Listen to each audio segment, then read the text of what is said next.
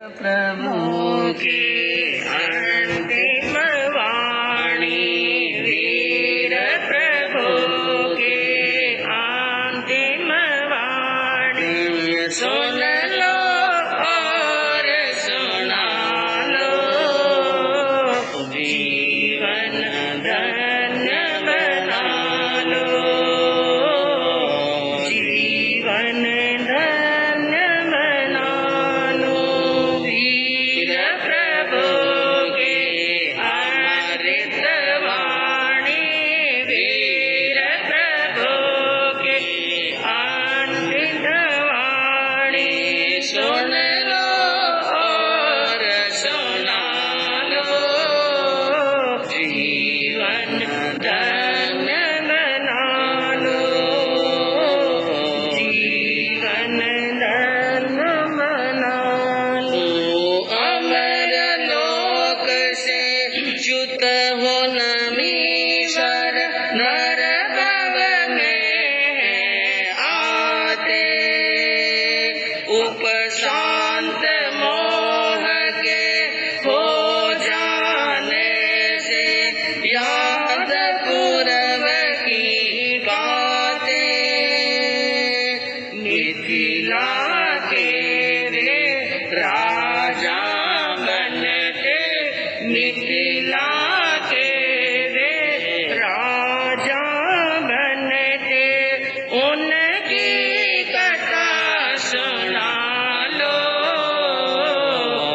जीवन धन्य बना लो, जीवन धन्य बना लो। वीर प्रभु के अंतिम वाणी, वीर प्रभु के अमृत वाणी, सुन लो और सुना लो, जीवन धन्य बना लो, जीवन धन्य बना। दारुण कर से पीड़ित हो नमी, घोर वेदना पाते, हुए सभी उपचार राज्य में, लाभ नहीं कुछ पाते, आखिर राय मिली राजा को, आखिर राय मिली राजा को, चंदन लेप लगा लो, जीवन धन्य बना लो, जीवन धन्य बना लो। वीर प्रभु की अंतिम वाणी, वीर प्रभु की अमृत वाणी, सुन लो और सुना लो, जीवन धन्य बना लो, जीवन धन्य बना लो। अहिंसा के अग्रदूत, त्रैकाल दृष्टा, चरम तीर्थंकर श्रमण भगवान महावीर स्वामी के चरणों में कोटि कोटि वंदन। दीन दुखियों के मसीहा, करुणा के सागर, परम पूज्य गुरुदेव श्रमण सूर्य मर्दर के श्री मिश्र मिर्जी महाराज साहब के चरणों में कोटि कोटि वंदन। पाठ पर विराजमान परम श्रद्धेया, परम विदुषी, मधुर व्याख्यानी, सरल मनो पूज्य गुरुनी जी महाराज साहब के चरणों में कोटि कोटि वंदन। धर्म प्रेमी बंधुओं, शीलवती माताओं बहनों, आज का अध्ययन बड़ा ही शिक्षाप्रद, बड़ा ही जबरदस्त अध्ययन है। एक छोटा सा कारण, मामूली सा कारण, जिस कारण से एक राजा की आत्मा जाग गई, जिनके महलों के अंदर सभी प्रकार की इंद्रियों के सुख हैं, राजभोग हैं, सभी प्रकार के विषयों के साधन जिनके महलों के अंदर हैं, लेकिन एक छोटी सी घटना ने उनकी आत्मा को जगा दिया। किसी उपदेश की आवश्यकता नहीं पड़ी, क्योंकि बंधुओं, जो 15 भेदे सिद्ध का जो बोल आता है, प्रतिगमन के अंदर आप बोलते हैं आत्मा कितने भेद से सिद्ध होती है? 15 भेदे सिद्ध।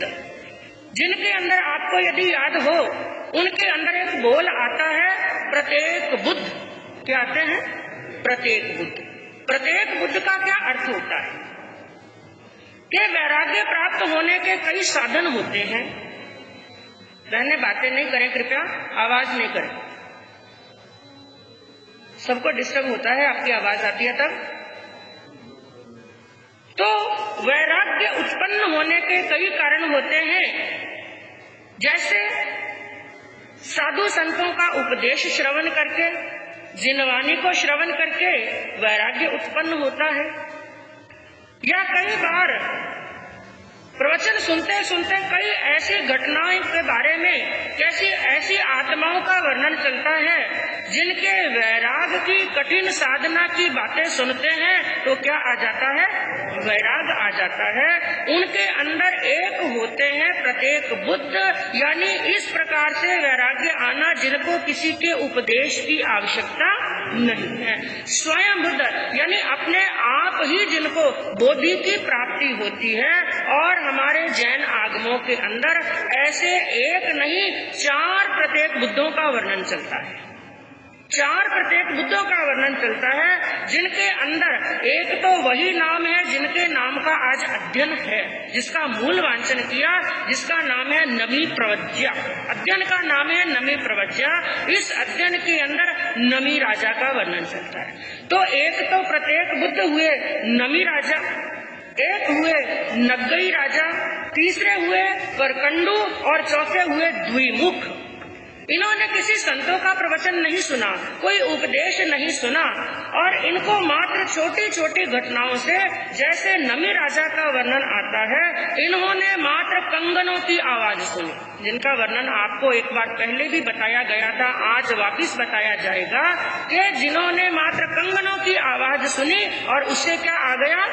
वैराग्य आ गया। एक हुए नग्गई राजा, उन्होंने एक हरे भरे आम के वृक्ष को ठूंठ बनते हुए देखा। यानी एक समय ऐसा था, उन्होंने क्या देखा? एक स्थान पर वृक्ष है, हरा और भरा है, खूब बड़ी टहनियां शाखाएं उसकी हैं, और जिसके ऊपर खूब सारे पत्ते हैं और खूब फल लटक रहे हैं। ऐसे हरे भरे वृक्ष को देखा, आम के वृक्ष को देखा, लेकिन समय बदला, क्योंकि समय जो होता है एक बाल को युवा बना देता है, युवा को प्रौढ़ बना देता है और प्रौढ़ को वृद्ध बना। जैसे जैसे समय का परिवर्तन होता है, तो समय का परिवर्तन हुआ और आम का वृक्ष धीरे धीरे धीरे सूखने लगा और क्या बन गया? ठूंठ बन गया। उस ठूंठ को देख करके नग्गई राजा को क्या आ गया? वैराग्य आ गया। एक हुए करकंडू राजा, करकंडू राजा को एक वृद्ध बैल को देख करके, यानी एक ऐसा बैल जिसको बचपन से लगा करके देखते आए थे, उनको बचपन में भी देखा और युवा अवस्था के अंदर हष्ट पुष्ट शरीर को देखा, लेकिन एक दिन वो भी देखा कि वो बैल क्या हो गया? बुढ़ा हो गया। और बुढ़ापा अशक्तता, असक्षमता की निशानी है। ऐसे वृद्ध बैल को देख करके जो पूरा जिसका शरीर झरझर हो चुका है और आंखों में आंसू निकल रहे हैं और मुख में से झाग निकल रहा है, ऐसे वृद्ध बैल को देखा तो करकंडू राजा को क्या आ गया? वैराग्य आ गया। और एक वर्णन आता है द्विमुख राजा का। द्विमुख राजा का वर्णन आता है और उन्होंने इंद्रध्वज की दुर्दशा देखी। एक ऐसा ध्वज कि जब राजमहल के अंदर कोई बड़ा महोत्सव नगर के अंदर मनाया गया तो उस ध्वज को सब ऊपर ले लेकर के चल रहे थे, लेकिन जैसे ही महोत्सव पूरा हुआ उस ध्वज को जैसे कचरे के अंदर फेंक दिया। तो कचरे के अंदर पड़े हुए उस इंद्रध्वज को देखा तो उस द्विमुख राजा को क्या आ गया? वैराग्य आ गया। तो बंधु, आज आपके सामने इन 4 प्रत्येक बुद्धों में से जो एक हुए नमी राजा, जिनको नमी राज ऋषि के नाम से जाना जाता।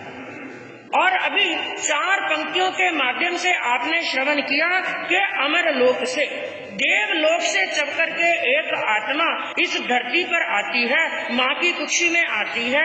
क्योंकि यूं तो नमी राजा के पहले की जीवन की कथा बड़ी लंबी है, हम उसकी चर्चा ना करते हुए कौन सा कारण बना के उनको वैराग्य आए। बड़े सुख थे राजमहलों के अंदर, और 1-2 नहीं, जिनके महलों के अंदर कितनी रानियां थी? 1008 रानियां थी, जिनके महलों के अंदर खूब ठाट और पाट था। लेकिन कहते हैं चाहे कितना भी ठाट हो, पाट हो, और ये वर्णन आप कई बार श्रवण कर चुके हैं, चाहे घर के अंदर कितने भी सुखों के साधन हैं, कितना भी बड़ा परिवार है, लेकिन कट्टा न कम्मा न मुख अच्छी, अपने किए हुए कर्मों का भुगतान किए बिना आत्मा का छुटकारा होने वाला नहीं है। और जिस आत्मा ने कर्म बांधे हैं, चाहे कितना भी बड़ा परिवार क्यों ना हो, कितना भी वैभव क्यों ना हो, कितनी भी संपत्ति क्यों ना हो, उसके खुद के बांधे हुए कर्मों का भुगतान उसको स्वयं को ही करना पड़ेगा। उनके भी असाता वेदनीय समझिए। शरीर के अंदर ज्वर हो गया, और ज्वर भी सामान्य ज्वर नहीं, दाह ज्वर। कैसा ज्वर? दाह ज्वर। दाह किसे कहते हैं? जलन होना। यानी ऐसा ज्वर हो गया, ऐसे लगने लगा पूरे शरीर के अंदर अग्नि जल रही है। और बंधु, सामान्य ज्वर भी हो जाए, सामान्य बुखार भी आता है, तो वैद्य क्या कहते हैं? एक थोड़ा सा ज्वर भी, 1 दिन का ज्वर भी मनुष्य के शरीर में से 6 महीने का खाया पिया निकाल देता है। तो उनके शरीर में तो दाह ज्वर हो गया, और दाह ज्वर भी नहीं 1, 2, 3, 4 दिन नहीं, बल्कि 15 दिन निकल गए, 1 महीना हो गया, और करते करते 6 महीने। इतनी वेदना के नमी राजा को एक पल के लिए, एक क्षण के लिए भी शांति नहीं। खूब वैद्यों को बुलाया, उपचार कराया, लेकिन कोई उपचार नहीं लगा। आखिर एक वैद्य आए, उन्होंने एक इलाज बताया। यदि इनके शरीर के ऊपर बावना चंदन, चंदन भी कई प्रकार के आते हैं, और सबसे श्रेष्ठ चंदन होता है बावना चंदन, जिसकी शीतलता बहुत होती है। क्योंकि चंदन में सबसे बड़ा गुण क्या है? शीतलता, और दूसरा है सुगंध। तो उसकी शीतलता, और जब ऐसा कोई रोग होता है, जैसे आजकल ज्यादा बुखार सिर में चढ़ने लगता है, तो डॉक्टर क्या इलाज बताते हैं? गीली पट्टी करो और मस्तक के ऊपर रखो। तो कहा कि इनके शरीर के ऊपर बावने चंदन का लेप किया जाए। जब ये बात सुनी, रानियों तक ये समाचार पहुंचा। रानियों ने मन में विचार किया, हमारे पति असाता के अंदर हैं, हमारे वो पति नहीं परमेश्वर हैं, हमारे भगवान हैं, उनके सिवा हमारा जीवन एकदम नीरस हो जाएगा, उनके बिना हमारा जीवन शून्य हो जाएगा। इसलिए हमारा कर्तव्य है कि उनके लिए चंदन हम खुद घिसें। अब 1-2 नहीं, कितनी रानियां चंदन घिसने के लिए बैठी? 1008 रानियां राजा के शरीर पर लगाने के लिए, चंदन घिसने के लिए बैठी। और राजा अपनी शैया पर शयन कर रहे थे, और राजा को एकदम अचानक से बड़ी बेचैनी होने लगी। क्योंकि कंगनों का क्या आ रहा था? शोर। कंगनों की आवाज आ रही थी, और राजा ने शोर का कारण पूछा, मंत्री को बुलाया, और मंत्री को बुला करके पूछा, मंत्रीश्वर, ये इतना शोर कहाँ से आ रहा है, इतनी आवाजें कहाँ से आ रही हैं? मुझे बड़ी बेचैनी हो रही है। क्योंकि बंधु, जब शरीर में अस्वस्थता होती है, उस समय कोई भी शोर अच्छा लगने वाला नहीं है। तो उस समय मंत्रीश्वर ने कहा कि हे राजन, आपके लिए चंदन घिसा जा रहा है, और 1-2 नहीं, आपकी सभी रानियां मिलकर के आपके लिए चंदन घिस रही हैं। उनके हाथों के अंदर पहने हुए कंगन जो एक दूसरे को स्पर्श कर रहे हैं, संघर्ष कर रहे हैं, उन कंगनों की क्या आ रही है? आवाज। मैं कहूँ यूं तो कंगनों की आवाज बड़ी प्यारी लगती है, बड़ी अच्छी लगती है कंगनों की आवाज, लेकिन बंधुओं वो प्यारी कब लगती है, वो आवाज अच्छी कब लगती है? जब हमारा शरीर क्या हो? स्वस्थ हो। और जब शरीर अस्वस्थ होता है, हमारा कितना भी प्यारा क्यों ना हो, जिसे हम जान से ज्यादा चाहते हैं, हमारी जान से भी प्रिय कोई इंसान क्यों ना हो, जब हमारे सिर में दर्द हो रहा है, शरीर में कहीं पर वेदना है, वो भी पास में आकर के बोलता है तो हमें कैसा लगता है? अच्छा नहीं लगता, खारा लगता है। क्यों? क्योंकि बंधुओं कहते हैं ये शांति, ये आनंद आत्मा का है, भीतर का है। जो भी माहौल बाहर बनता है, माहौल कभी बाहर का नहीं होता है। माहौल कहाँ का होता है? भीतर का। मैं कहूँ आप किसी बड़े फंक्शन के अंदर गए, बड़े महोत्सव के अंदर गए, लेकिन घर में लड़ाई करके गए। घर में क्या हो गया? झगड़ा। घर में झगड़ा हो गया, मन अशांत है। आप घूमने के लिए अपने दोस्तों के साथ में बाग बगीचे में भी चले गए, वहाँ पर बड़ी मौज मस्ती हो रही है और वहाँ पर खूब आइटम आ रहे हैं, खूब माल बन रहे हैं। क्या आपको वहाँ पर कुछ खाना अच्छा लगेगा? क्योंकि माहौल तो बड़ा अच्छा है भाई, बाहर का माहौल तो अच्छा है, फिर भी अच्छा नहीं लगता, क्योंकि भीतर का माहौल शांत नहीं है। और जब तक भीतर का माहौल अच्छा नहीं होता है, तब तक बाहर का माहौल आनंद देने वाला नहीं है। उन्होंने क्या कहा? ये कंगनों का घर्षण, कंगनों की आवाज मुझे बड़ी दुख दे रही है, बड़ी वेदना हो रही है। मंत्री गए रानियों के पास में और जाकर के रानियों को ये बात कही। रानियों को बड़ा विचार आया और थोड़े समय के बाद में वो शोर एकदम बंद हो गया। शोर तो बंद हुआ, लेकिन राजा की वेदना और बढ़ गई और उनको अशांति हुई। किस कारण से? उन्होंने क्या सोचा कि रानियों ने चंदन घिसना क्या कर दिया? बंद। अरे चंदन नहीं घिसेंगे तो मेरे लेप नहीं लगाएंगे, और लेप नहीं लगाएंगे तो ये दाह शांत होने वाला नहीं।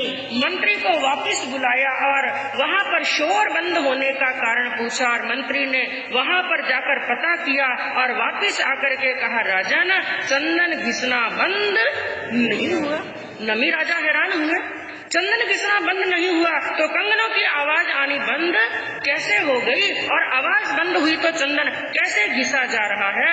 तो मंत्री ने कहा कि राजन चंदन भी घिसा जा रहा है, आवाज भी नहीं आ रही है, घर्षण भी नहीं हो रही है। किस कारण से? कि सभी रानियों ने अपने सुहाग के चिन्ह स्वरूप, मंगल स्वरूप एक एक कंगन रखा और बाकी सभी कंगन निकाल दिए, उतार दिए। बात तो बिल्कुल सामान्य सी है, लेकिन बंधुओं कई आत्माएं ऐसी उच्च कोटि की होती हैं, एक साधारण सी बात भी उनके लिए असाधारण बढ़ जाती है। किसी दीपक को बुझते हुए देखते हैं तो आत्मा जाग जाती है। ऐसी असाधारण आत्माएं होती हैं। छोटी सी बात सुनी, एक मंगल स्वरूप सुहाग के चिन्ह स्वरूप कंगन रखा और बाकी सभी कंगन उतार दिए। ये बात नमी राजा ने सुनी। मंत्री तो वहां से चले गए, लेकिन नमी राजा की जो चिंता थी, चिंतन में बदल गए, अपने आप में डूब गए, गहरा चिंतन करने लगे। और उन्होंने क्या चिंतन किया, उसको एक कवि ने 4 लाइनों के अंदर उसका सार निकाला। नमी राजा शैया पर शयन कर रहे हैं, लेकिन साथ साथ में चिंतन चल रहा है बड़ा गहरा। और उन्होंने क्या सोचा? है अनेकों जिस जगह पर दुख और संघर्ष है अनेकों जिस जगह पर दुख और संघर्ष एक एकाकी है जहाँ पर आत्म का उत्कर्ष है।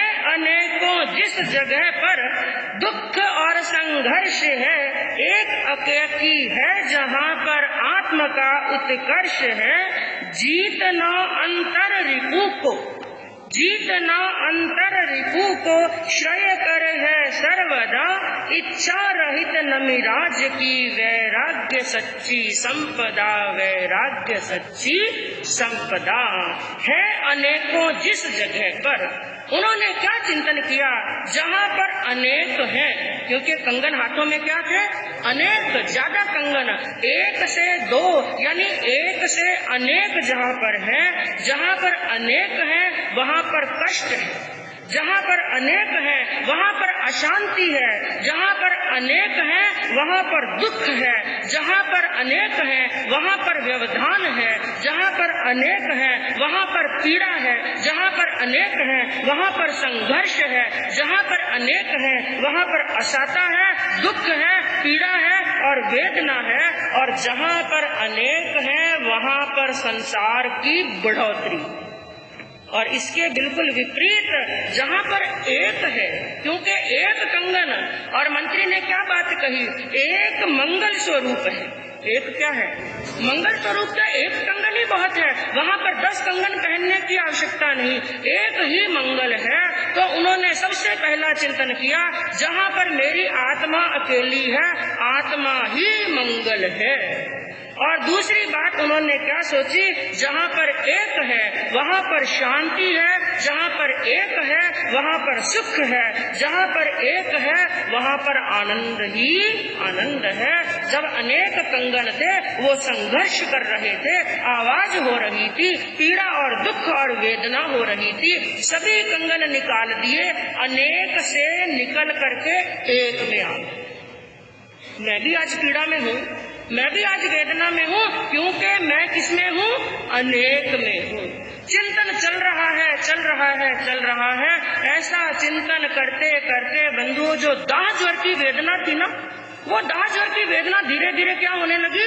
शांत होने लगी। वो कैसे? क्योंकि अब वो दो में से निकल गए। दो कौन? शरीर और आत्मा। पहले वो शरीर में जी रहे थे, और चिंतन शरीर नहीं करता है, चिंतन कौन करती है? आत्मा। अब वो शरीर से बाहर निकल करके आत्मा में प्रवेश कर गए। बंधुओं, जो जितनी भी पीड़ाएं हैं, जितने भी दुख हैं, जितने भी कष्ट हैं, इनका संबंध केवल शरीर से है। आत्मा को ना कोई पीड़ित कर सकता है, ना दुख दे सकता है। जब वो दो में से निकल करके, अनेक में से निकल करके जैसे ही एक में प्रवेश किया, उनके शरीर में क्या होने लगी? साता। और उसी समय अपने बिस्तर से उठे, विचार किया, जहाँ अनेक है वहाँ दुख है, इसलिए मुझे अनेक में ना रह करके किस में रहना है? एक में। और प्रभु महावीर से किसी ने प्रश्न किया, हे भगवान, आप एक हैं या दो हैं? प्रभु से किसी ने प्रश्न किया कि भगवान, आप एक हैं या दो हैं? और भगवान का धर्म जो अनेकांतवाद धर्म है, और उस धर्म के अनुसार से प्रभु ने क्या फरमाया, मैं एक भी हूँ और दो भी। निश्चय की दृष्टि से तो मैं एक हूँ। ध्यान से सुनना कि निश्चय की दृष्टि से तो क्या हूँ? एक। मैं अकेली आत्मा हूँ, अकेला आया और अकेला यहाँ से जाना है। निश्चय की दृष्टि से मैं एक हूँ, लेकिन व्यवहार की दृष्टि से दो। एक शरीर, दूसरी आत्मा, एक ज्ञान और दूसरा दर्शन। तो यानी मेरी आत्मा अकेली है। और ऐसा चिंतन करते करते वो स्वयं बुद्ध बन गए, आत्मा जाग गई और घर से निकले। और निकलते समय उन्होंने क्या कहा, नमी एकाकी भलो। नमी तो क्या है? एक ही अच्छा है, एक ही भला है। नमी एकाकी भलो और दोए मिलिया दुख होय। जहाँ पर शरीर और आत्मा दो मिले, तब तक मैं दुखी था। जब दो में से निकल करके एक में आ गया तो वहाँ पर सुख ही सुख है। अब वो निकल पड़े अपने राजमहलों को छोड़ करके, पत्नियों को छोड़ करके, और बंधुओं उस दर्द को पीछे छोड़ करके, क्योंकि दो में से निकल करके एक में आए तो दर्द भी गायब हो गया, दुख और कष्ट भी पीछे रह गए। और आगमों के अंदर क्या बताया, इंसान के दुख का, दर्द का कारण क्या है? दुख और दर्द का कारण, आज मनुष्य पीड़ा में है, मनुष्य दुख में है और कष्ट के अंदर है। तो इस दर्द का कारण प्रभु ने कहा, जहाँ पर अनेक है, यानी परिवार उसके दुख का कारण है, यह शरीर उसके दुख का कारण है, ये घर उसके दुख का कारण है, ये धन, आसक्ति, ममत्व, ये राग उसके क्या है? दुख का कारण। थोड़ा चिंतन कीजिए, आज आप अपने दुख से इतना दुखी नहीं होते जितनी चिंता किसकी रहती है? परिवार की। अगर व्यक्ति को कुछ है ही नहीं है तो किसकी चिंता? खुद की इतनी चिंता नहीं, खुद की चिंता नहीं होती है, अपने दुख से इतना दुखी नहीं होता है जितना परिवार की चिंताओं को लेकर के वो चिंतित होता है। तो नमी राजा निकल गए अपने महलों से सन्यास के मार्ग और दीक्षित हुए। गए बाहर, अपने महलों से बाहर निकले, जंगल की तरफ जाने लगे।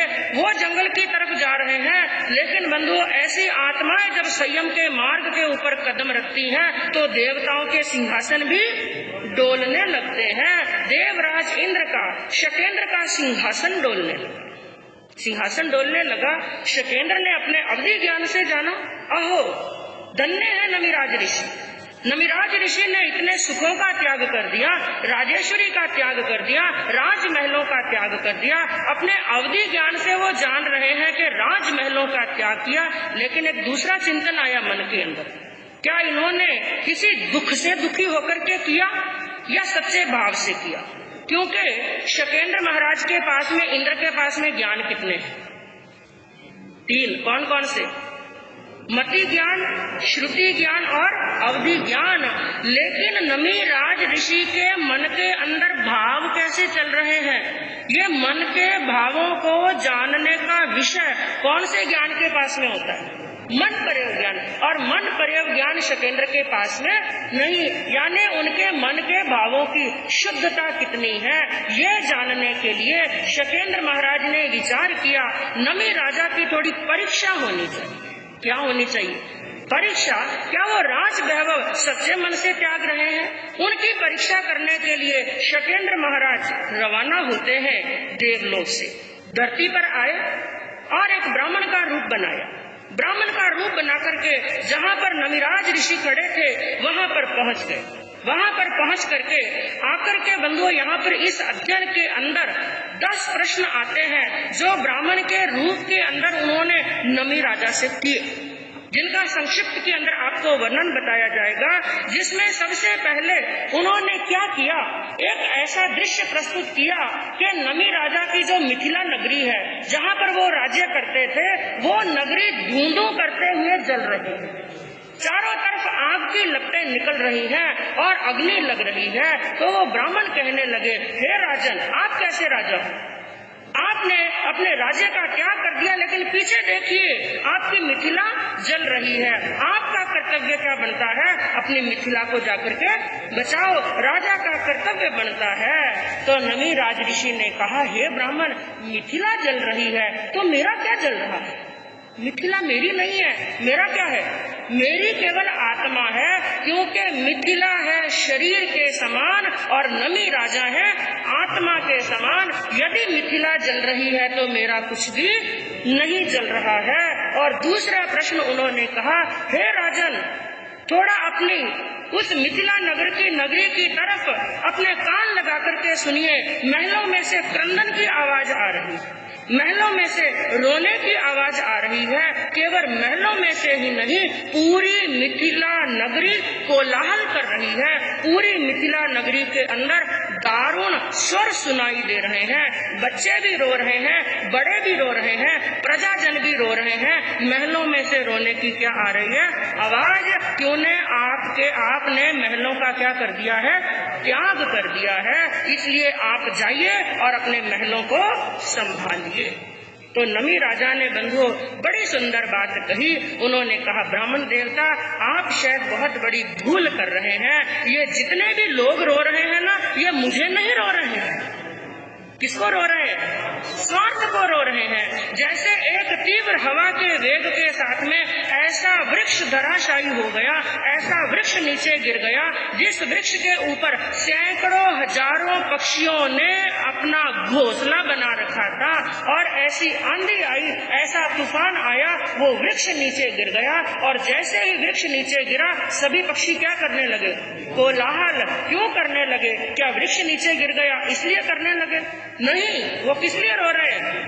हाँ, हमारा घोंसला बिखर गया है, हमारा रहने का स्थान छूट गया है, हम कहाँ जाएंगे? तो हे ब्राह्मण देवता, जितना भी कोलाहल हो रहा है, ये मेरे लिए नहीं हो रहा है, बल्कि अपने स्वार्थ के लिए हो रहा है। और तीसरी बात उन्होंने क्या कही, हे राजन, यदि आपको दीक्षा लेनी ही है तो दीक्षा लेना, लेकिन पहले आपका सबसे पहला कर्तव्य क्या बनता है? अपने राज्य को संपन्न बनाओ, अपनी नगरी को ऐसा संपन्न, ऐसा धनवान बनाओ कि कभी भी कोई राजा आकर के आक्रमण करे तो आपकी नगरी को परास्त ना कर सके, अपनी नगरी को संपन्न करने के बाद में क्या ले लेना? दीक्षा ले लेना। उन्होंने कहा कौन सी नगरी और किसकी नगरी? और उन्होंने क्या उत्तर दिया? है ब्राह्मण देवता, रास्ते में घर वो बनाता है जिसे अपनी मंजिल पर पहुंचने में कोई शंका होती है कि भाई आज पूरा दिन लगेगा, मैं पैदल चल रहा हूँ, मुझे 1 दिन या 2 दिन लगेंगे, तो रास्ते में मुझे रुकना कहाँ पर है? जिसको अपनी मंजिल पर पहुँचने में, अपने गंतव्य पर पहुँचने में कोई शंका होती है, वो रास्ते में घर बनाता है ब्राह्मण देवता। मुझे अपने गंतव्य पर पहुँचने में कोई शंका है ही नहीं है। और एक प्रश्न और किया, ठीक है आप यदि दीक्षा लेना चाहते हैं तो लीजिए, लेकिन कुछ राजाओं को तो आपने जीत लिया, जो आपके शत्रु थे कुछ को तो आपने जीत लिया है, लेकिन हे नमिराज ऋषि अभी तक आपके कुछ शत्रु बाकी हैं। कहीं ऐसा ना हो आप दीक्षा लें और वो शत्रु आपके राज्य पर क्या कर दे? आक्रमण कर दे। पूरी परीक्षा ले रहे हैं तो आप अपने राज्य को सुरक्षित करके और जितने भी शत्रु राजा हैं सबको परास्त करने के बाद में क्या लेना?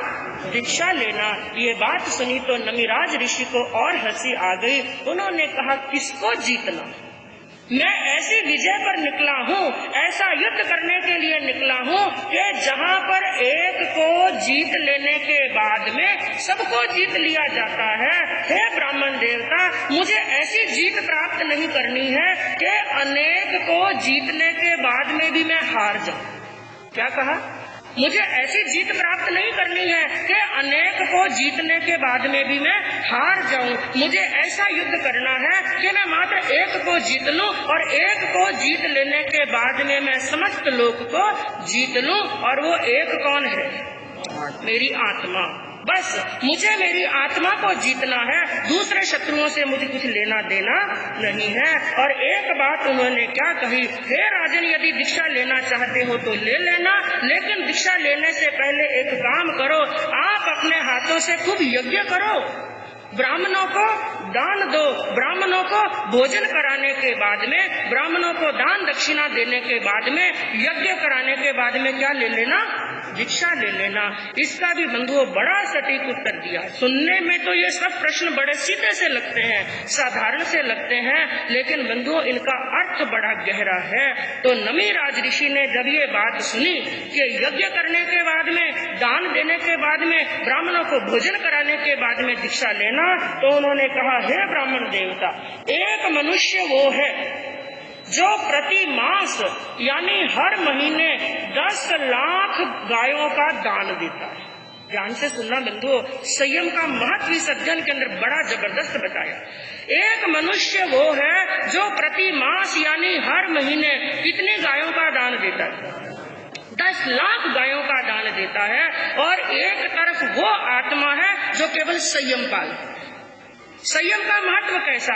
उसके अंदर तो 10 लाख एक सीमित जीवों को अभयदान मिला, और वो भी अभयदान है कि नहीं पूरा वो भी गारंटी नहीं। क्यों? मान लो किसी सेठ ने किसी ब्राह्मण को गाय का दान दिया, लेकिन वो ब्राह्मण भी, लेने वाला भी गाय को कब तक भरपेट भोजन देगा? जब तक गाय दूध देती है। और जब गाय ने दूध देना बंद कर दिया तो वो क्या करेगा? गाय को बेच देगा। तो 10 लाख गायों को अभय दान दिया, वो भी पूर्ण अभय दान नहीं। और एक तरफ एक संयमी आत्मा है, वो एक साथ में एक समय में कितने जीवों को अभय दान देता है? 6 काया के और 3 लोक के, क्योंकि साधु का तो किसी के साथ में वैर है नहीं। और 14 राजू लोक के अंदर जीव के रहने का स्थान कहाँ पर है? जीव कहाँ पर रहते हैं? केवल 14 राजू लोक के अंदर। तो एक संयमी आत्मा एक साथ में 14 राजू लोक के समस्त अनंत जीवों को क्या देता है? अभय दान देता है। और एक प्रश्न और किया है राजन, आप ऐसा करो, अपने कोष की, अपने धन की, जो आपका राजकोष है ना, राजकोष की खूब सारी वृद्धि कर दो। और राजकोष की वृद्धि करने के बाद में क्या ले लेना? दीक्षा। मनुष्य भी यही सोचता है खूब सारा धन जोड़ू मैं। तो आपके राजकोष की वृद्धि करने के बाद में दीक्षा ले लेना। लेकिन जब ये बात सुनी तो उन्होंने क्या कहा? हे ब्राह्मण देवता, इच्छा हु आकाश समा अनंतिया। मनुष्य की इच्छाएं आकाश के समान अनंत हैं। ये राजकोष ना कभी किसी का भरा है और ना ही कभी भरेगा। और अंतिम के अंदर उन्होंने एक ही बात कही, इस अध्ययन का सार हम कह सकते हैं कि जहाँ दो है वहाँ द्वंद्व है। ध्यान से सुनना बंधुओं, पूरे अध्ययन का सार क्या है? जहाँ दो है वहाँ पर क्या है? द्वंद्व। जहाँ दो है वहाँ द्वंद्व है, जहाँ एक है वहाँ आनंद है। यदि आनंद चाहिए तो स्व में डूब जाना। 10 प्रश्न पूछे और 10 के जब इतने जोरदार प्रश्न दिए, अब वो शकेंद्र महाराज समझ गए इनका वैराग्य कोई सरल वैराग्य नहीं, बड़ा उच्च कोटि का वैराग्य है। आखिर वो अपने जो उनका सही रूप था, शकेंद्र महाराज का असली रूप था, असली रूप में आए और उस त्यागी के, वैरागी के, संयमी के चरणों के अंदर झुक गए और हाथ जोड़ जोड़ करके बार बार कहने लगे, अहो नमिराज ऋषि, अहो मुनिवर, बड़े आश्चर्य की बात है, आपने कषायों को जीत लिया है। अहो आपकी ऋजुता बड़ी उत्तम है, आपकी मृदुता बड़ी उत्तम है, आपकी क्षमा भी बड़ी उत्तम है और आपकी निर्लोभता भी बड़ी उत्तम है। क्योंकि बंधुओं, त्यागियों के सामने देवलोक के देवता भी नतमस्तक होते हैं। और आखिर संयम पाल करके नमिराज ऋषि ने अपने गंतव्य को, अपनी मंजिल को, लक्ष्य को प्राप्त कर लिया और मुक्ति के अंदर पहुंच गए। अंतिम के अंदर मात्र यही कह सकते हैं, इस अध्ययन का सार है हमेशा एकत्व भावना भाव। जीव अकेला आया और अकेला यहाँ से जाएगा। जहाँ पर अनेक होते हैं वहाँ दुख होता है, जहाँ एक होते हैं वहाँ पर सुख होता है। तो बंधुओं, इस प्रकार से नमिराज ऋषि के अध्ययन का वर्णन चला। कल 10वें अध्ययन के अंदर क्या वर्णन चलता है सुनने से मालूम।